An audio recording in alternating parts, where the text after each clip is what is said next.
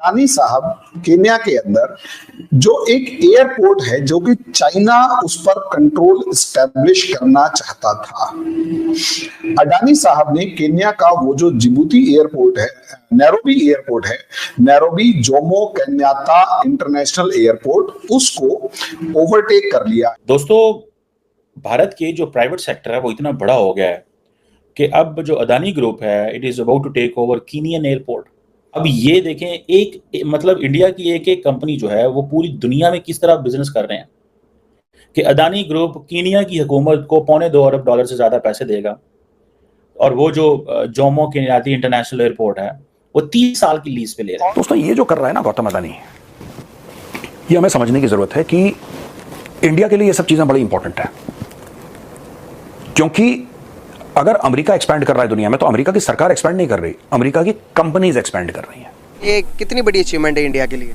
Obviously बहुत बड़ी achievement है। देखा जाए तो वो अपने मुल्क को बहुत फाइनेंशियली बहुत अच्छी तरह सपोर्ट कर सकते हैं। अपनी प्राइवेट कंपनीज के थ्रू दुनिया में लोग अपना इन्फ्लुएंस, अपना वर्चस्व कायम करते हैं आज। और ये दुनिया में इंडिया से बाहर पहला एयरपोर्ट है जो कि अब उसको कंडक्ट करने का काम, उसको चलाने का काम, उसको मैनेज करने का काम अडानी साहब करेंगे। अडानी ग्रुप जो है, ये अगर फॉर एग्जांपल कीनिया में, यही तो बात है कि अफ्रीका के अंदर जब इंडिया और अमेरिका ये कहते हैं India America dialogue on Africa क्यों है, इसी वजह से है कि इंडिया का जो प्राइवेट सेक्टर है और इंडिया का जो गवर्नमेंट सेक्टर है उसकी बहुत ज्यादा पेनिट्रेशन है। ठीक है जी। और ये जो तकरीबन $2 अरब के करीब है, ये मेरा ख्याल है इससे कोई 18% स्टेक्स जो हैं वो बढ़ने जा रहे हैं, वो इंडिया के पास आएंगे। दोस्तों, भारत के जो प्राइवेट सेक्टर है वो इतना बड़ा हो गया है कि अब जो अदानी ग्रुप है, it is about to take over Kenyan airport. या कि Adani group is a big conglomerate, और ये जो सोच रहे हैं और सोच कर रहे हैं, प्लान हो गया, सब कुछ कंप्लीट हो गया कि नैरोबी का जो इंटरनेशनल एयरपोर्ट है उसमें जो है उसको टेक ओवर करने की बात हो रही थी। अब ये देखें, मतलब इंडिया की एक एक कंपनी जो है वो पूरी दुनिया में किस तरह बिजनेस कर रहे हैं कि अदानी ग्रुप कीनिया की हुकूमत को $2.25 अरब से ज्यादा पैसे देगा, और वो जो जोमो केन्याता इंटरनेशनल एयरपोर्ट है वो 30 साल की लीज पे ले रहा है। अब वहां पे कह रहे हैं कि ये इतनी बड़ी अमाउंट नहीं है। जारी बात है, हुकूमत ने जब फैसले करती है तो हुकूमत सारे फैसले पहले कर लेती है, फिर कीनिया ह्यूमन राइट्स कमीशन को कौन पूछेगा, और उसकी चीजों को तो ओवर रूल कर दिया जाएगा, क्योंकि गवर्नमेंट ने कहना है कि हमें तो पैसे चाहिए, और ये है भी लोअर कोर्ट है। और वो कह रहे हैं कि जी अदानी साहब ने जो प्रपोजल दिया है वो अनअफोर्डेबल है। अदानी का प्रपोजल जो है that is for the government of Kenya, not for the courts और for the human rights commission of Kenya के लिए तो नहीं है। और जारी बात है, जब प्राइवेट सेक्टर आता है तो उसने उसको कामयाब बनाना होता है। जिस तरह पाकिस्तानी जो एयरपोर्ट से सुनने में आ रहा है यूएई और बाकी मुल्कों को दिए जा रहे हैं। बहरहाल अब देखिए, अदानी ग्रुप जो है, ये अगर फॉर एग्जांपल कीनिया में, यही तो बात है कि अफ्रीका के अंदर जब इंडिया और अमेरिका ये कहते हैं India America dialogue on Africa क्यों है, इसी वजह से है कि इंडिया का जो प्राइवेट सेक्टर है और इंडिया का जो गवर्नमेंट सेक्टर है उसकी बहुत ज्यादा पेनिट्रेशन है। ठीक है जी। और ये जो तकरीबन $2 अरब के करीब है, ये मेरा ख्याल है इससे कोई 18% स्टेक्स जो हैं वो बढ़ने जा रहे हैं, वो इंडिया के पास आएंगे। अब देखें, ये फॉर अ मोमेंट तो ये लग रहा है सेटबैक है। इंडियन गवर्नमेंट जो है वो चाहती है कि अफ्रीका के अंदर हमारा इन्फ्लुएंस बढ़े, क्योंकि वहाँ पे चाइना का इन्फ्लुएंस है। सो जहाँ पे मोदी साहब समझते हैं कि अगर इंडियन गवर्नमेंट कुछ नहीं कर पा रही तो वो उस प्राइवेट सेक्टर को आगे कर देते हैं ताकि वो वहाँ पे आगे जाएं।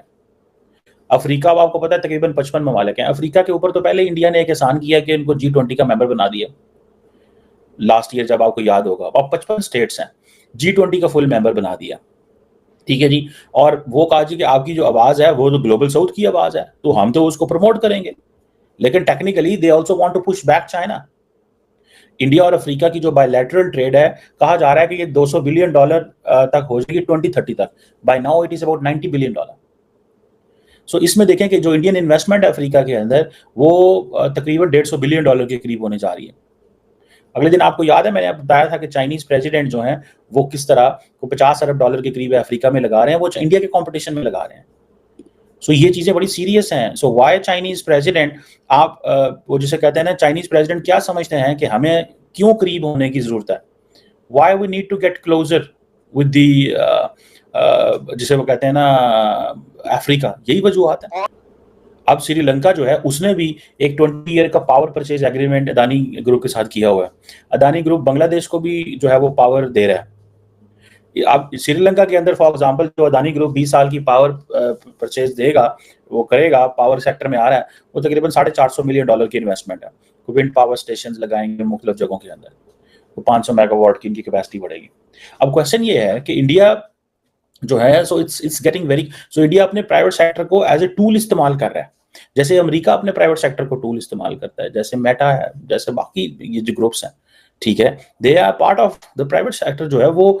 और हुकूमतें अगर प्राइवेट सेक्टर को बूम ना दें, ठीक है, तो प्राइवेट सेक्टर कभी भी नहीं उठ सकता। प्राइवेट सेक्टर के पीछे सपोर्ट है हुकूमत की। और नरेंद्र मोदी ने ये, वैसे जो कांग्रेस जो पार्टी बात करती है ना, अदानी अंबानी, वो क्रिटिसिज्म तो जरूर करते हैं, लेकिन एक चीज याद रखें, ये जो नरेंद्र मोदी ने इनको सपोर्ट किया है, they are enhancing India's power.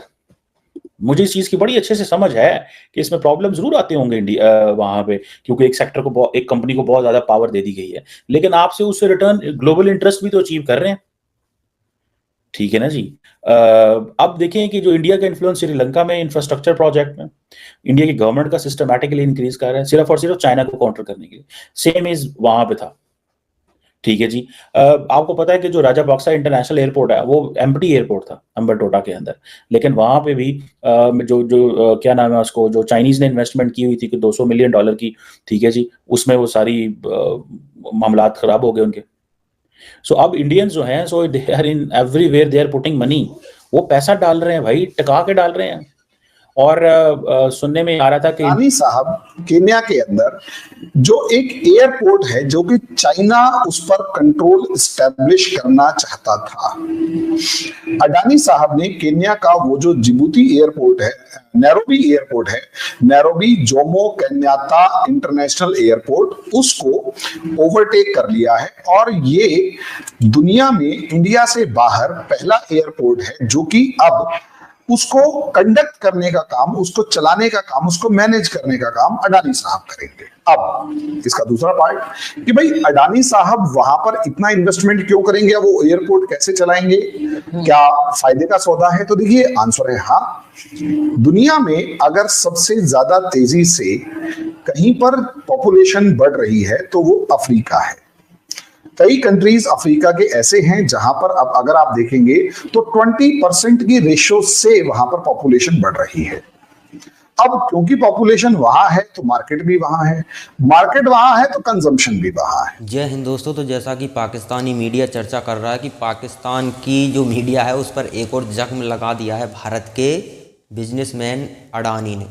अब देखिए इन्होंने क्या किया कि एक अंतर्राष्ट्रीय एयरपोर्ट है केन्या में, उसे खरीदने के लिए प्रोसेस स्टार्ट कर दी है। अब बाकी की डील वगैरह जी, ये बातें जब बाहर आती हैं, जब कुछ ना कुछ भीतर चल रहा होता है, 10% ही बाहर निकलता है, बाकी सब अंदर ही हो जाता है। तो अडानी कोशिश कर रहा है, और ये कारण इसलिए है कि देखिए चीन को हमें दूर रखना होगा। अगर चीन का कहीं बेस है दूसरे देश में तो वो देश उसके दबाव में काम करेगा ही करेगा। वहाँ पर कोई देश जैसे चीन बिजनेस करता है केन्या में, या वहाँ पर एयरपोर्ट चीन के कंट्रोल में है, तो पूरा केन्या ही उसी के हिसाब से चलेगा। तो ये हमारे लिए दिक्कत का समाज, ठीक है ना। अब आप अमेरिका को देख लीजिए, हमारे लिए चुनौती तो अमेरिका भी है, चीन भी, सिर्फ चीन चुनौती नहीं है। अभी अमेरिका ने जो कांड किए हैं उनसे हमें पता है कि अमेरिका भी हमारे लिए चुनौती है। अब देखिए कि अमेरिका के बहुत जगह पर बेस मिलेंगे, लगभग आधी से ज़्यादा दुनिया में सैन्य बेस बनाकर बैठा है अमेरिका, इसलिए वो सुपर पावर है। उसे कहीं भी हमला करना होता तो किसी भी बेस का इस्तेमाल कर कर वो आसानी से हमला करने में सक्षम है। अब भारत की सेनाएं कहीं और है नहीं, सिर्फ भारत में ही है, और एक्सपेंड करने की हमें उतनी खास ज़रूरत नहीं है। लेकिन हम अपना इन्फ्लुएंस तो जमा सकते हैं, सेना की ज़रूरत नहीं, सेना तो हमारी कहीं भी जा सकती है, मूवमेंट होना संभव है, थोड़ा लेट सही लेकिन मूवमेंट हो जाएगा। अब यहाँ पर आप देखिए कि क्योंकि दौर वो है, अब हवाई हमले कर सकते हो, आपके पास लड़ाकू विमान हैं, बहुत सी चीज़ें, पनडुब्बियाँ हैं आपके पास, तो इनसे थोड़ा सफ़र तय कर कर आप काम चला सकते हो युद्ध के दौरान। लेकिन यहाँ पर अगर आपका आर्थिक दबाव किसी पर है तो सीधी सी बात है, पाकिस्तान की जितनी अर्थव्यवस्था है उसका डबल हमारा ख़जाना है। तो यानी कि हमारे पास पैसा तो है, तो पैसा है तो उसी पैसे के दम पे आप कई देशों को अपने कंट्रोल में ले सकते हो। आप देखिए ना कि अमेरिका पाकिस्तान को से जो कराना चाहे करा सकता है। क्यों करा सकता है? वो डॉलर फेंकते हैं और पाकिस्तान वही करता है जो अमेरिका कहता है। तो दुनिया में वर्चस्व बनाने के लिए भारत को ये करना पड़ेगा और ये ज़रूरी भी है। देखिए भारत का आप देखें तो इतना कोई ख़ास पहले विदेश नीति के दौरान नहीं था कि हमारी बहुत से देशों में एम्बेसी तक नहीं थी, बहुत से ज़्यादा देशों में, लेकिन आज हम हर देश से कनेक्ट कर रहे हैं। तो जहाँ पर हमें लगता है कि चीन हमारे लिए यहाँ चुनौती बन सकता है, हम वहाँ पर जा रहे हैं। हम सीधे कि हम किसी देश को कब्जाने की फिराक में नहीं रहते चीन की तरह। हमारा काम है वहाँ पर डेवलपमेंट करना, विकास करना। हम बांग्लादेश में देख लीजिए, अफ़गानिस्तान में देख लीजिए, हमारे पड़ोसी देश जितने भी हैं उनमें देख लीजिए, और कई देश जहाँ पर हम आर्थिक संबंध जिन देशों से बना रहे हैं वहाँ पर हम इन्वेस्ट करते हैं और वहाँ पर कुछ ना कुछ लोगों की भलाई के लिए काम करते हैं। हॉस्पिटल बनाने हों, एयरपोर्ट बनाने हों, इस तरह के काम करते हैं हम वहाँ के, ताकि लोगों से जुड़ाव हो सके। और चीन का काम है कि आप तो पैसा दीजिए, जो आपको करना है करिए, बस हम जो कह रहे हैं वो करिए। तो चीन ने हम कंट्रोल लेता है। देखिए अगर चीन ने लोन दे दिया तो वो फंसा लेता है, अगर लोन नहीं दोगे तो ज़मीन देनी पड़ेगी।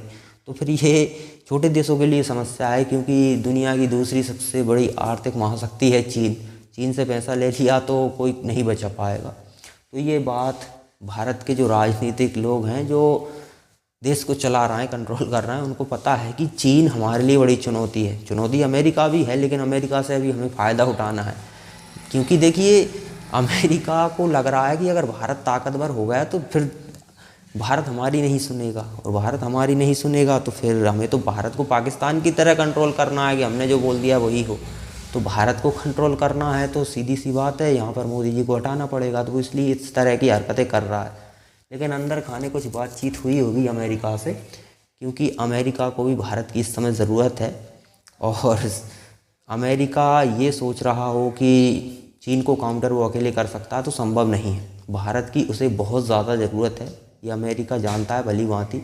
वरना हम रूस से ऑयल भी ले रहे हैं, S-400 भी ले रहे हैं, और उसके डॉलर को भी चुनौती दे रहे हैं, तब भी अमेरिका हम पे कार्रवाई नहीं कर पा रहा है। तो उसके पीछे यही रीज़न है। वरना अमेरिका चीन को चेतावनी दे चुका है, सैंक्शंस भी ठोक चुका है, कई देशों पर सैंक्शंस ठोक चुका है, लेकिन भारत पर सैंक्शंस नहीं लगाए उसने। इन बातों के लिए कुछ कंपनियों उस पर लगाए हैं जो कि पिछले कुछ जो सैंक्शंस थे उनका उल्लंघन कर रही थी, उससे भारत को खास फर्क नहीं पड़ता।